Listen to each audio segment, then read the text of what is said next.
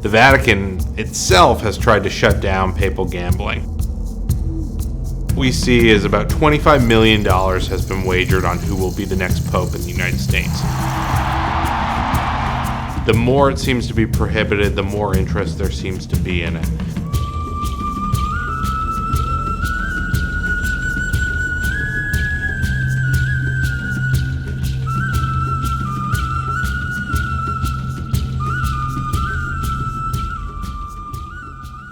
Expect in terms of papal gambling during the conclave?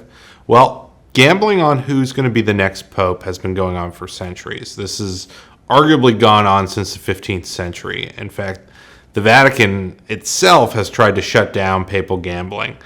This year, there seems to be a much higher interest, and part of the reason for that is that there are at least 2 new sites in the United States that sort of operate under the CFTC's umbrella of jurisdiction that are allowing Americans access to these markets for the first time.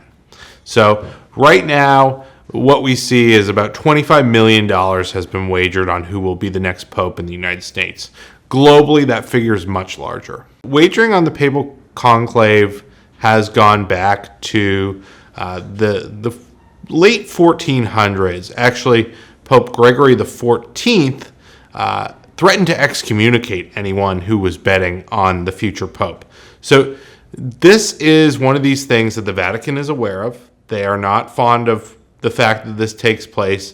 Nonetheless, much like a lot of other gambling prohibitions, the more it seems to be prohibited, the more interest there seems to be in it. So this has really progressed over time and really picked up with the advent of the internet and online gambling.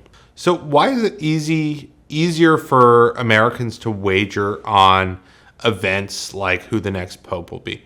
The answer for that is sort of twofold. In 2018, we had a Supreme Court decision that legalized states' ability to allow sports wagering within their borders.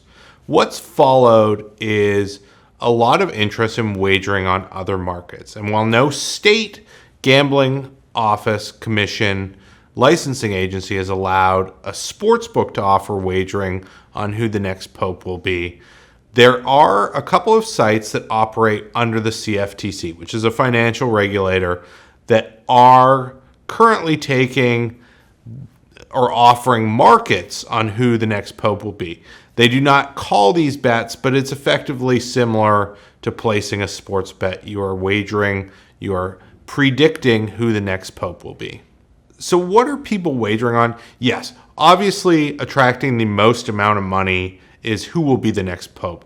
But there are a lot of other markets being offered as well, including the number of rounds of voting it will take to elect the next pope, which continent the pope will be from, as well as what day the pope will be elected. So there's a number of other sort of smaller markets being offered in addition to who the pope will be.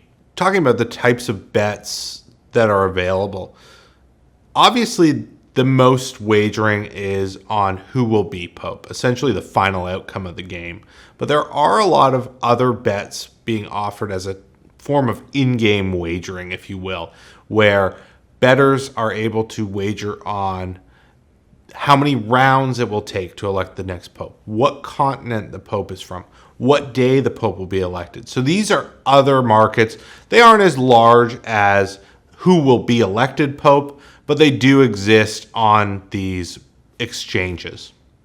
I think the biggest thing that is relevant to viewers is, even though there's a lot of attention on who will be the next pope and there's some interest in betting on it, it's not a major betting event. This is far smaller than a regular season NFL game in terms of the amount of money being wagered. So it attracts a lot of attention, it makes the news, but in the